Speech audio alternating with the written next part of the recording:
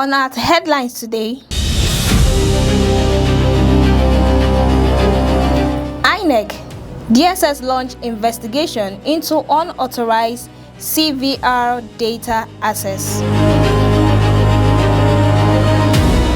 Oyo protests go nationwide. NAS moves on state police. We'll be right back after this break.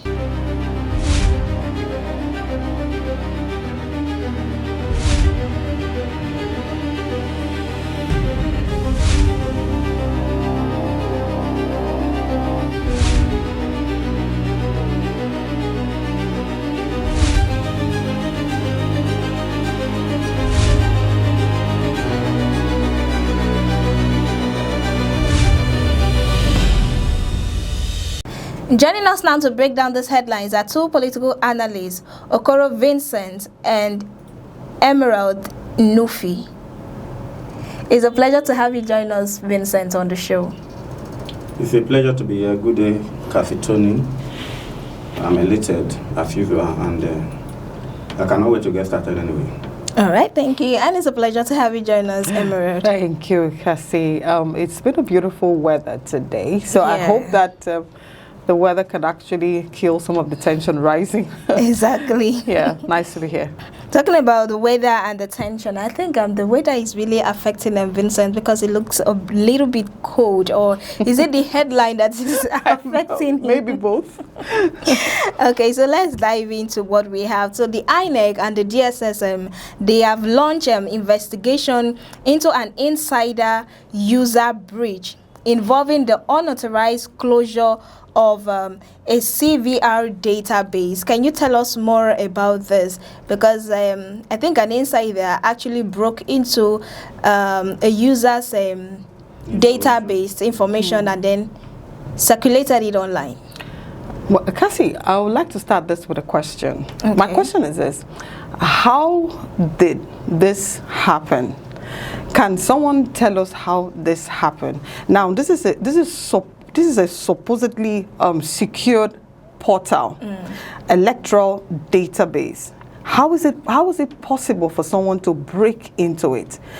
The second question would be, now, what is the reason behind this break-in?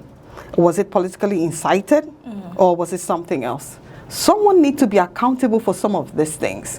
When these things occur, all we hear are investigations are ongoing, or probing this, probing that. We need to know there should be a time in Nigeria where we tell ourselves the truth and we stick to it. Talking about bridging into such a private portal leaves a lot for imagination. Now, INEC is supposed to come up and tell us how secured are Nigerians' data privacy and all of that. How secured are we? If this could be an easy thing to happen, then what are we doing? Now, it is believed that the INEC security system should be one that is really secured to the point that it should be impossible for anyone to break in. Now, the person in question that is affected, Mr. Emeka Ike, the Hollywood actor. Yes, the Hollywood actor. What I can't even imagine, what is actually going on with him right now. Does he feel threatened? Why do we keep having the security issues all the time? That is on one side. Okay. For this probing to happen, actually, it shows that, okay, there is something really good happening in this administration after all, right? Yeah. Now, we see that the probing, everybody is indicating interest. Yeah. Even Atiku Abubakar is indicating interest that things must happen the proper way. So for this probing to actually happen, it means that INEC is actually trying to rise up to its responsibility. Now, it is time for every of these leaders to be accountable for each and everything that happened within the organization. So, number two, it shows actually that, okay, the government or the authorities are actually paying attention to Nigerians, finally. You really think so? Yeah, I think so. Okay. Yeah. So Go on. You are beginning to maybe for once, see our government as being responsive. No. Listen, let me tell you something. I don't understand the premise you are coming from. No, hold Because, on, Mr. Vincent. To me, this is like a deja vu happening in Nigeria, in our public space, over and over again. Yes. Now, like when I heard about this, it's like the insecurity in our communities, across the state, across the northern states, have crept into INEC, where our secure database, as far as our electoral system is concerned, is now in the beck and call of private individuals. Yeah. For who is the person that got this out again? Is it Ola? What is the name of this man that is media head to? Leary. To media aid to the FCT minister. Yeah. Now he is a private individual, because I've not heard anywhere where he contested an election and then the public bestow upon him the responsibility to take care of their affairs before he begin to say, okay, does his responsibility extend into hacking into our database is entrusted with INEC? Yeah. And then the next thing we heard is that DSS and INEC is trying to probe into how this whole thing happened. And to me, that is a deja vu, because it is here that we have seen time and again where incidents like this happen, elections are rigged, people fail in their public responsibilities, people are killed, people are maimed, security breaches everywhere, and then what we hear is that there's going to be investigation, and that is the last you are going to hear of it. That's it. Now you are talking about INEC, that by and large have continued to demonstrate some level of irresponsibility. You are talking about DSS, that whose actions over time seems to mirror the so-called oppressive government, a government that Nigerians continue to say they are not satisfied with. The DSS continue to be at the beck and call of that government. It is still the same government that appointed the top officials of INEC, which I think are actually telling you that they are going to carry out investigation here. Now, mind you, the person of the person whom we are talking about here, that is the spokesperson of the FCT minister. He is more or less a servant, Olayenka. He is more or less a servant to one of the biggest politicians in Nigeria today. And then he did something. The same people that are appointed, financed, controlled by the same politicians that we are talking about are coming to tell you and me that they are going to do investigation. And you sit down here to tell me that we are now in a new Nigeria. Okay, I'll get to you. Okay. Vincent, so what you're saying in essence is that the INEC and the DSS are tools in the hands of the federal government, in the hands of our federal government. That means they only say this for the camera. They are not going to actually do anything. Well, I will challenge them to prove you wrong. I will challenge them. DSS, you are listening to me. INEC, you are listening to me. I'm challenging you to prove wrong, my co-panelists and our anchor person, Kasitoni, that you are not a tool in the hands of the government. So for once, let Nigerians as a matter of urgency, because it's not a rocket science. I am seated here. I have my mobile devices. I am seated here. I have my BVN. I have my NIN and all the rest of them. I know how important they are to me. And if there's a breach as far as misuse of my information is concerned, I don't need to start announcing to the public that I'm going to do a probe here, I'm going to do a probe there, before the needful will be done. Like we are talking about something that has happened over a week now, that is of public importance. And then it is today we are hearing that there is going to be. And then it's not that they've even started. And then you are telling me that your confidence in our public system has been restored. Well, I don't know where you are getting your confidence from. No, hold on, Cassie. Now, Mr. Vincent, we're not talking about confidence in whatever. We are looking at a new Nigeria, if possible. We are hoping, we are hoping that, we are hoping that there could be some changes. We are believing. Now, let me tell you, whether you like it or not, all we have to do right now is to hope.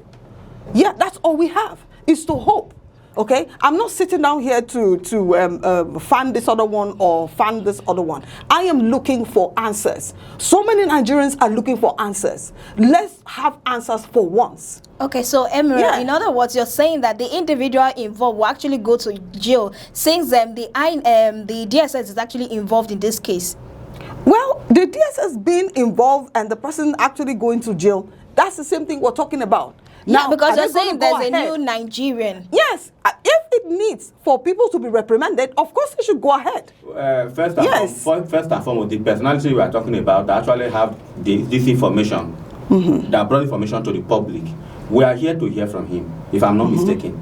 And that is where I can always question public accountability as far as INEC and the DSS is concerned in this case. Because number one, we should be having a situation where there is public accountability as far as the probe is concerned. Nigerians want to hear from the horse's mouth, how do we come about this information? Now, the young man is being fingered, but you don't know if it is even the INEC chairman that dislodged this information, make this information available at his disposal. We are here to know.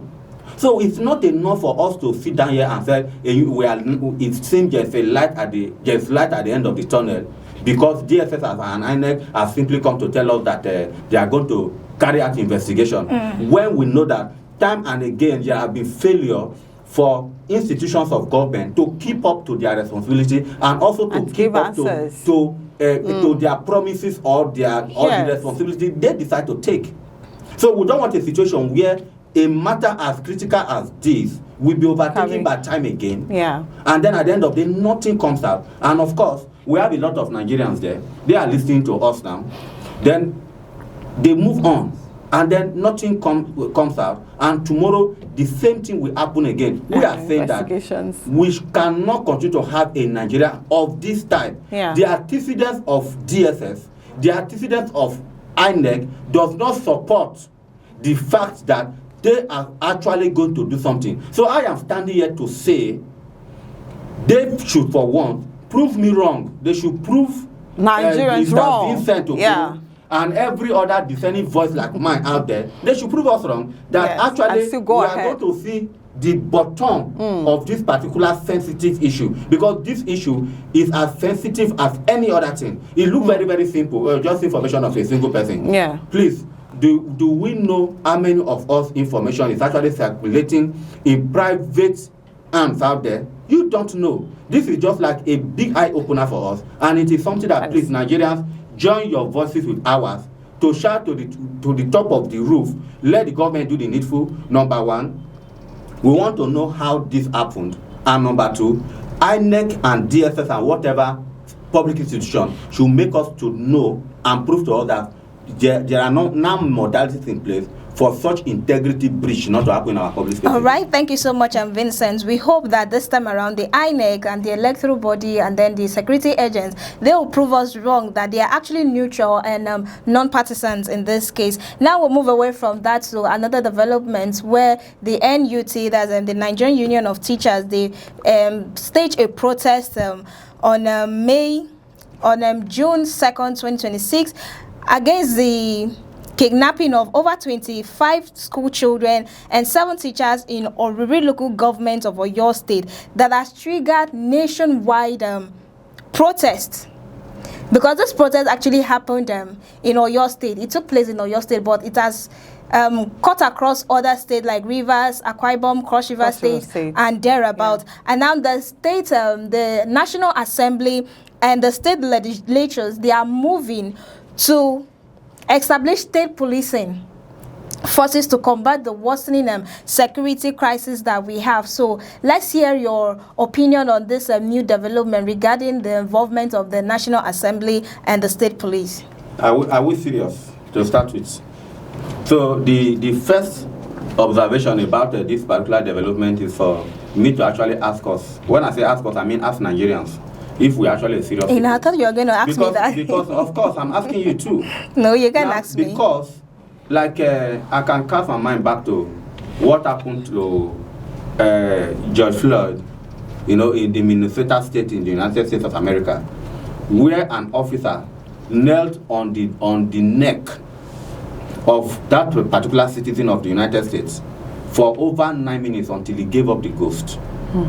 Then if you just oppose that with what happened in Delta State, the case of Ogenemene, where our officer pointed gun at him and get him fired off.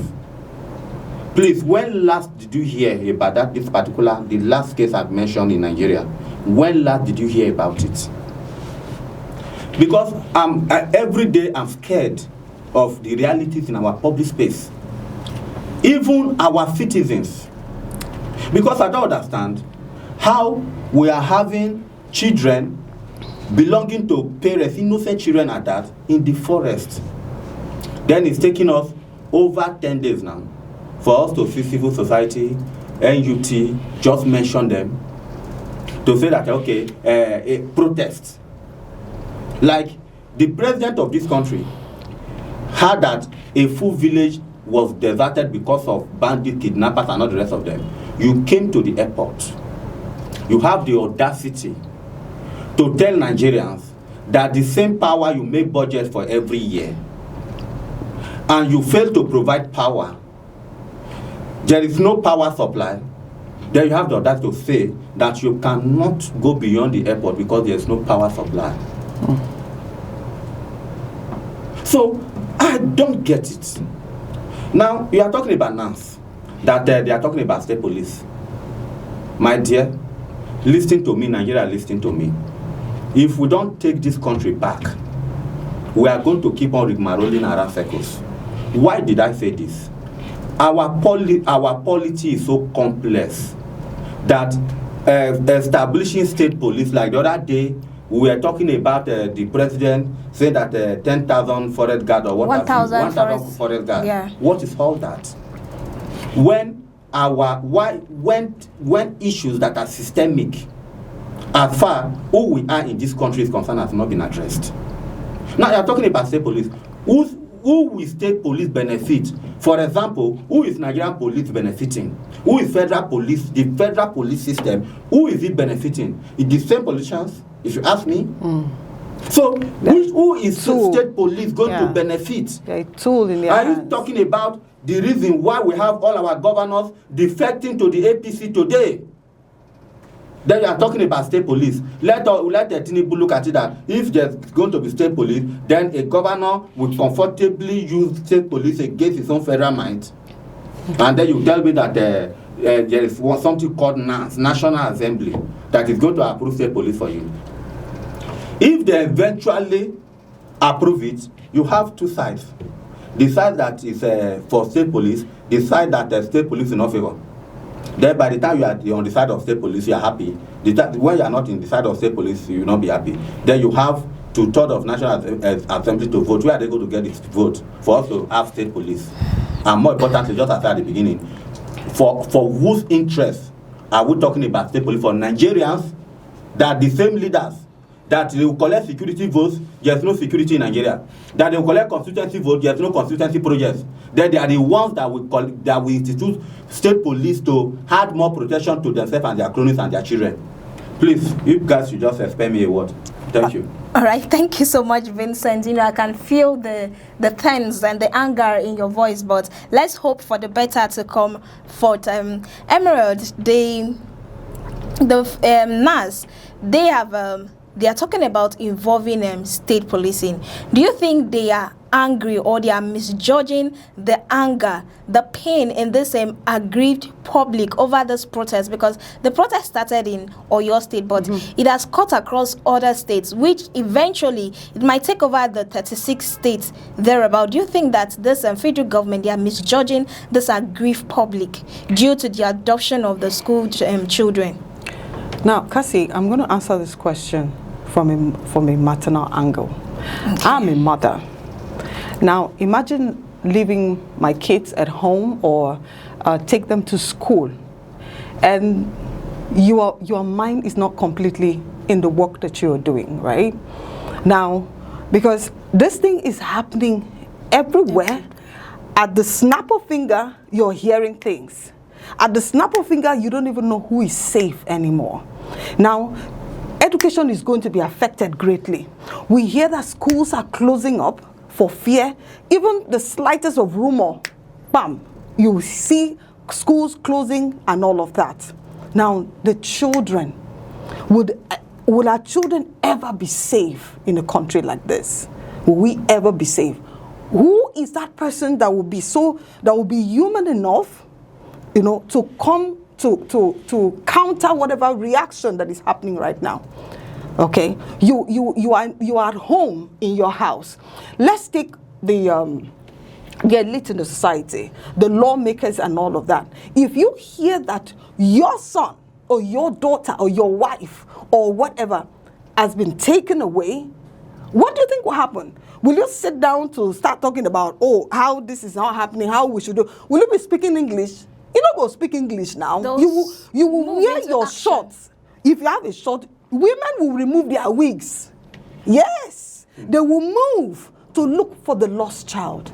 Now imagine in a school, you walk into a school, you just feel like you can pick a gun and you just go into a school. This is the same thing that used to happen in the US now.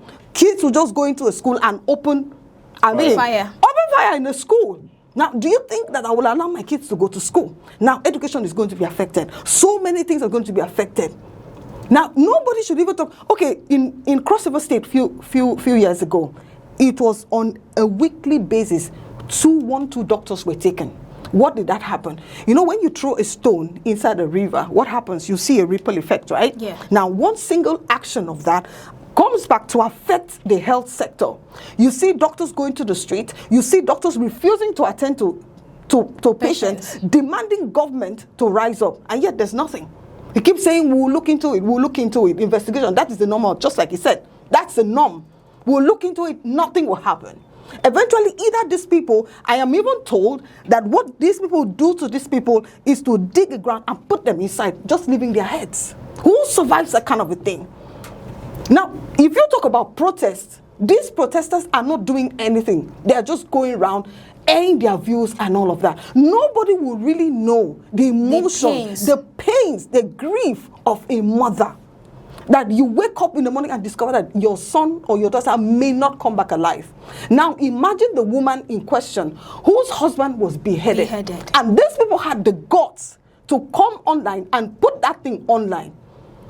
That video will haunt you as the wife forever. How are you going to explain this to your children? So we're not even talking about the impact of the protest. We are talking about what are we doing to stop this? When I'm not interested in any politics or whatever that is happening, I am thinking about the children. What if those kids are my kids? Will I be sitting out here to speak English with you? No, I won't. For once, I actually feel, if this politician can actually feel the pains that the poor masses are going through, I think they'll swamp into action. But because they are not feeling it, so the effect is not they don't really know. Against the poor citizens of Nigeria. They don't even know what is happening. If for once, these bandits can actually leave the poor people and target any politician, like prominent politician, I think they will know exactly what to do, because these people know what to do. They know the people involved, but they don't want to move into action because they are not directly affected. Yes. Well, that is one serious angle to it. I begin to see that. You begin to see the reason why my face was how it was when we started, because I can see that you are really becoming scared yourself. You just we need to be. Nobody's safe anymore. You became frozen up and you're like, we need to be. I left at home. I need to leave the video and go call them. Yes. So I need to speak to my children after now. Find out they're okay. No matter the hunger that Emirate is showing right now, I don't think it's a concern to our politicians. It doesn't. What do they do? Now they are talking about state police. So that where they are in Abuja, wherever state they come from, they have security for their children. Yes. Most of these kids are their children are not even in Nigeria. They don't even school. Not even in Nigeria. Of course, so even if the protesters go ahead, what have you, then the security will just come around and get them secured. While the rest of us are moving, at the beck and call of the so-called kidnappers and herdsmen. Like I wanted to say today, Nigerians are not hungry enough. In fact, the kind of posture you put on right now, I believe that we need to frame it and hang it at every junction across Nigeria. Do you know why I'm saying this? Nigerians are not hungry enough. All right, Vincent, let me get something right. Streaming social videos across social media. Yes. Nigerians are going to church. You go to the street on Sunday and see Nigeria going to churches and other religious houses as if nothing has is happened. happening. Now you are talking. That's why I said, which protests are they really talking about? Is it not the same streets? Are passed over how many kilometers in a metropolis, in a well-populated metropolis? How many hangars of your type am I seeing the faces of Nigerians out there? And this is why I'm saying that the kind of hangar that has basically frozen Casitoni right here, we need to frame it up, yes, and then erect it in billboards so that Nigerians will actually have a feel of what it means for us to have our innocent children in the forest, while our government officials that are bestowed with the responsibility to use the instrument of the state to protect the citizens that elected them to power. Yes. Okay, Vincent, very sharply. Hold on, before you actually finish. Because Nigerians are not doing. Vincent, yes, before you actually finish. Okay. I want you to just round up. I want you to just conclude this particular segment because we're almost done. You said Nigerians are not angry enough. How do you expect them to express their anger? Do you want them to shut down schools? Because even if they go ahead and shut down schools, it will not affect these politicians. Their children are not schooling in Nigeria. They are not even in any of the public schools or any private schools. So how do you expect Nigerians to pour out their anger? Should they go to the House of Assembly or go to the government house, close down the government house, block everywhere so that the police can use tear gas on them? Yes. How do you expect them to express their anger? You instigated me right here for me to cheer up. Do you know why? Why my mood was like that? I didn't even know that this is the topic you have for us today. And I'm basically surprised that you have this kind of item to bring on the table and you are being cheerful. And this is the Nigerians I'm talking about. Until Emerald started pouring out her own hunger, because even while she was cheering up, I never knew that she tied all this in her mind. And this is the same issue of our fellow citizens out there. Yes. They have a lot of things tied in their mind as far as the situation that the country has put them, but they cannot make the government to feel their pulse. And this is the reason why, instead of telling the security chiefs and their men to swing into action where necessary, the US have come to tell us that they are ready to give us backing. Yeah. The US came to this country in the wake of the night, entered the kidnappers then, and rescued their men. Such apparatus are available instead of our lawmakers to see how they can galvanize our security forces, backed up by the international community when necessary, and get our children rescued before they can now be taking their tea and start talking about state police. And then they are just, okay, we should have something to tell these people today. And then we heard about that. And Nigerians are going about in the streets. Very soon, we are going to see some policemen with a different kind of uniform. All right, thank you so much, Vincent. We've come to the end of the show, Citizens Dialogue, and we hope that the government actually do something reasonable this time around. Many thanks, Emerald, for joining us on the show. Yeah, Cassie, honestly speaking, this is very unlike other times. I am really feeling it. I'm going back to the memories, the bad memories of Chibok girls. I'm going back to other memories of kidnapping. Please let us rise up with one voice. I am so tired of this pain. Please, thank you. Thank you, Cassie. Thank you so much. And to you, Vincent, many thanks for joining us on the show. You. And to our amazing viewers for tuning in, and do well to join us next time for more breaking news. Do have a beautiful day.